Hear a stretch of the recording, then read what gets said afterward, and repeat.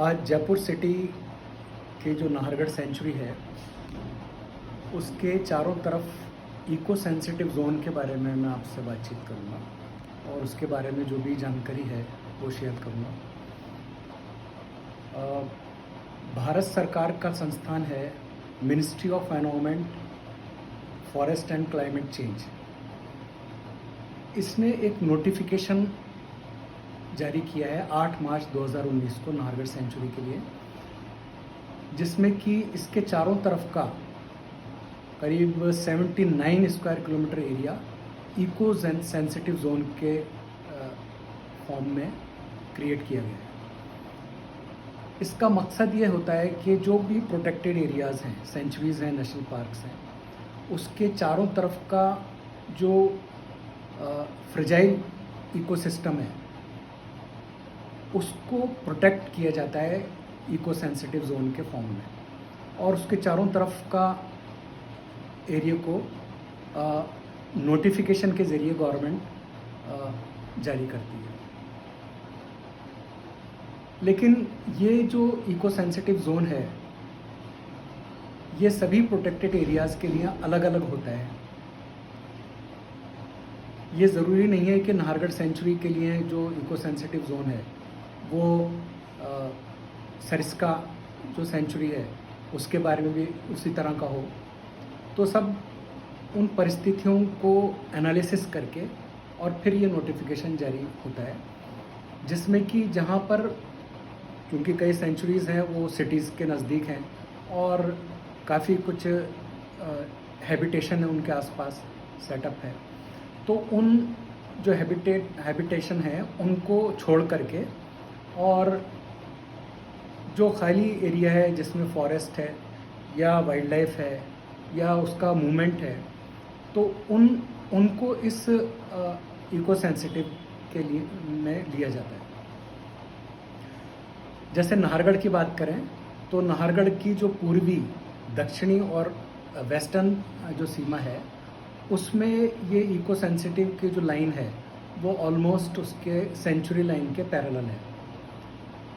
अगर हम eastern boundary की बात करें तो उसमें जल महल से लेके जल महल को क्रॉस करती हुई और जो दिल्ली रोड है उस दिल्ली रोड के पैरेलल होती हुई कूकस से आगे चल के वो अचरौल तक इसको जोन को लिया गया है। और ये 0 से लेकर 13 किलोमीटर तक का इसकी बाउंड्री है, यानी कि कहीं पर ये सेंचुरी बाउंड्री से ओवरलैप है और कहीं पर ये 400 मीटर के करीब है उससे दूरी, कहीं 200 है, कहीं 100 है और कहीं ये काफ़ी ज़्यादा है। जैसे कि हम अगर इसकी नॉर्थ बाउंड्री लें नाहरगढ़ की तो वो 13 किलोमीटर तक है। यानी कि आप ये देखिएगा कि अगर हम नॉर्थ की तरफ जाएंगे तो अगर आपने देखा हो तो वहाँ पर काफ़ी एरिया जो है अभी वहाँ इंडस्ट्रीज़ नहीं हैं और फॉरेस्ट है, पहाड़ियाँ हैं और नेचुरल चीज़ें हैं, तो उन सबको इसमें कंजर्व किया जाता है। इको सेंसिटिव जोन का बनाने का जो मकसद था गवर्नमेंट का वो ये था कि चूँकि हमारे जो प्रोटेक्टेड एरियाज़ हैं बहुत कम बचे हुए हैं और less than 4% centuries national park का एरिया हो रहा है। टोटल जो जोग्राफिकल एरिया है इंडिया का उसका मात्र 4% में इस तरह के एरियाज़ हैं। तो इन एरियाज़ को अगर हमने अच्छी तरह से नहीं बचाया तो हो सकता है कि जो बढ़ती हुई आबादी है और इंडस्ट्रीज़ हैं और डेवलपमेंट है वो इन सेंचुरीज़ को भी वो कवर कर ले। तो उन चीज़ों को रोकने के लिए इसके चारों तरफ का एक आवरण तैयार किया गया कि जिससे कि जो डेवलपमेंट और इंडस्ट्रीज़, पॉल्यूशन और इस तरह की जो एक्टिविटीज़ हैं जो कि नॉन फॉरेस्ट एक्टिविटीज़ के संज्ञा में आती हैं, उनका असर इस सेंचुरीज़ पर और प्रोटेक्टेड एरियाज़ पर नहीं पड़े और जो वहाँ के जो वाइल्ड लाइफ है और फॉरेस्ट है वो इससे बचा रहे। ये इसका एक मकसद है। अब इन इको सेंसिटिव जोन में 3 तरह की एक्टिविटीज़ हैं।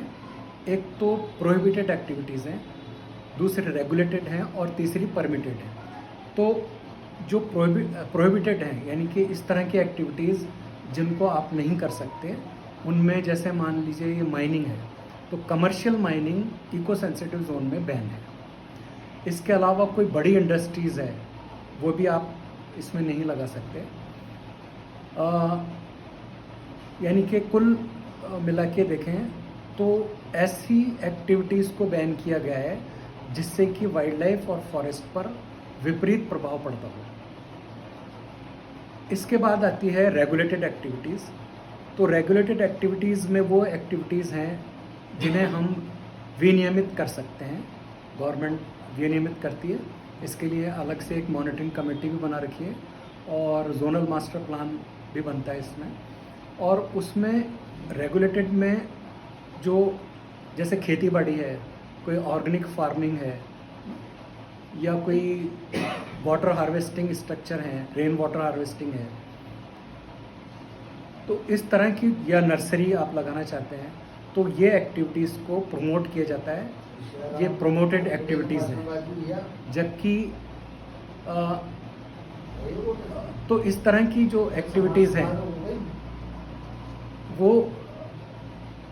वो जारी की जाती हैं। इको सेंसिटिव जोन चूँकि एक नया कॉन्सेप्ट है, इसलिए इस पर ज़्यादा से ज़्यादा जानकारी लोगों को मिलनी चाहिए। कई बार लोग ये समझते हैं क्या इस जोन में पट्टे नहीं दिए जा सकते, या होटल नहीं बना सकते, या ऐसे बहुत सारी चीज़ें वो कहते हैं। तो उसमें यह है कि आपको मैं बताऊं कि ये जो होटल का निर्माण है, ये एक रेगुलेटेड एक्टिविटी है। अगर हम सेंचुरी बाउंड्री से 1 किलोमीटर तक इसको लें, तो या तो 1 किलोमीटर लें या फिर ESZ बाउंड्री तक, जो भी इसमें मिनिमम हो, वहाँ पर होटल निर्माण, नया होटल निर्माण नहीं कर सकते। इसके बाद अगर ये 1 किलोमीटर से ज़्यादा है तो वो अंडर टूरिज्म मास्टर प्लान, उसके तहत आप इस काम को कर सकते हैं, जो कि जोनल मास्टर प्लान का ही एक हिस्सा होता है, टूरिज्म मास्टर प्लान। इसके अलावा जो एग्जिस्टिंग स्ट्रक्चर्स हैं, जो होटल्स वगैरह हैं, तो उनके ख़िलाफ़ कोई कार्रवाई करना इसमें नहीं है, जो एग्जिस्टिंग है और जो रनिंग में है। हालांकि अभी नाहरगढ़ सेंचुरी का जो जोनल मास्टर प्लान है वो अंडर प्रोसेस है और वो जल्दी ही आने वाला है। उसमें वो तमाम एक्टिविटीज़ के बारे में डिटेल से वर्णन किया जाएगा। Thank you very much.